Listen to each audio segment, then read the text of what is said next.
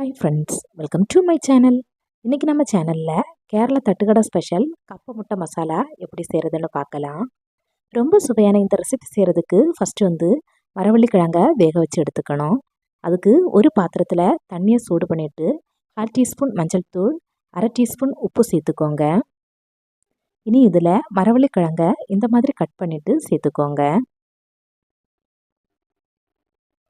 மரவள்ளிக்கிழங்கு சேர்த்து மிக்ஸ் பண்ணிவிட்டு இதை மூடி போட்டு வேக விடலாம். ஒரு 7-8 நிமிஷத்துலேயே மரவள்ளிக்கிழங்கு வெந்து வந்துடுச்சு. கிழங்கு இந்த மாதிரி வெந்து வந்ததும் தண்ணியிலன்னு வடித்து எடுத்து இதை மாற்றி வச்சுக்கோங்க. இனி ஒரு கடாயை சூடுபடுத்தி 2 டேபிள் ஸ்பூன் அளவில் எண்ணெய் சேர்த்துக்கோங்க. எண்ணெய் சூடானதும் மீடியம் சைஸில் 2 பெரிய வெங்காயத்தை நீளவாக்கில் கட் பண்ணி சேர்த்துக்கோங்க. கூடவே வெங்காயத்துக்கு தேவையான அளவில் உப்பு சேர்த்து இதை மீடியம் ஃப்ளேமில் வச்சு லைட்டாக வதக்கிக்கோங்க. வெங்காயம் கண்ணாடி மாதிரி வதங்கி வந்ததும் இதில் 2 பச்சை மிளகாயை இந்த மாதிரி பொடியாக கட் பண்ணி சேர்த்துக்கோங்க. கூடவே கொஞ்சமாக கறிவேப்பிலையும் சேர்த்து கலந்து விட்டுக்கோங்க. இனி இதில் 1 டீஸ்பூன் அளவில் இஞ்சி பூண்டு பேஸ்ட் சேர்த்து கலந்து விட்டுக்கோங்க. இஞ்சி பூண்டு பேஸ்ட்டோட பச்சை வாசனை போனதுக்கு அப்புறமா இதில் நாம் மசாலா சேர்த்துக்கலாம். காரத்துக்கு ஏற்ப மிளகாய்த்தூள் சேர்த்துக்கோங்க. நான் 1 டீஸ்பூன் அளவில் மிளகாய்த்தூள் சேர்த்துக்கிறேன். கூடவே 1 டீஸ்பூன் அளவில் மல்லித்தூள், 1/2 டீஸ்பூன் மிளகுத்தூள், 1/2 டீஸ்பூன் கரம் மசாலா சேர்த்து மசாலாவோட பச்சை வாசனை போகிறது வரைக்கும் ஸ்டவ்வை மீடியம் ஃப்ளேமில் வச்சு கலந்து விட்டுக்கோங்க. இனி இதில் கொஞ்சமாக தண்ணி சேர்த்துக்கோங்க.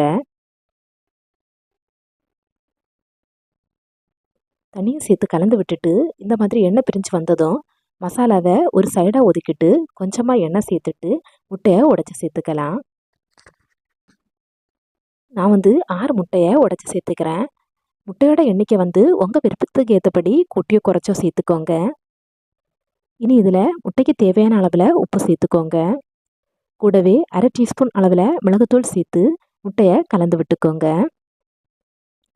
முட்டை நல்லா ஃப்ரை ஆகி வரது வரைக்கும் வேக விட வேணாம். முட்டை இந்த மாதிரி குக்காகி வந்ததும் நாம் ஒதுக்கி வச்சிருக்கிற மசாலா கூட முட்டையை சேர்த்து மிக்ஸ் பண்ணிக்கோங்க.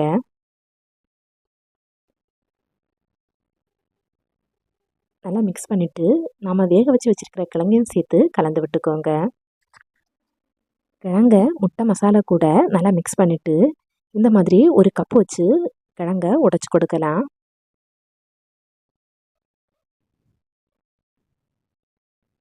இந்த மாதிரி நல்லா உடைச்சி கொடுத்துட்டு நல்லா கலந்து விட்டுக்கோங்க. கடைசியாக கொஞ்சம் மல்லியிலையும் சேர்த்து கலந்து விட்டால் நம்மளோட மரவள்ளிக்கிழங்கு முட்டை மசாலா சூப்பராக ரெடி ஆகிடுச்சு. நீங்களும் ட்ரை பண்ணி பார்த்துட்டு எப்படி இருந்துச்சுன்னு கமெண்ட்டில் சொல்லுங்கள். வீடியோ பிடிச்சிருந்தா லைக் பண்ணுங்கள்.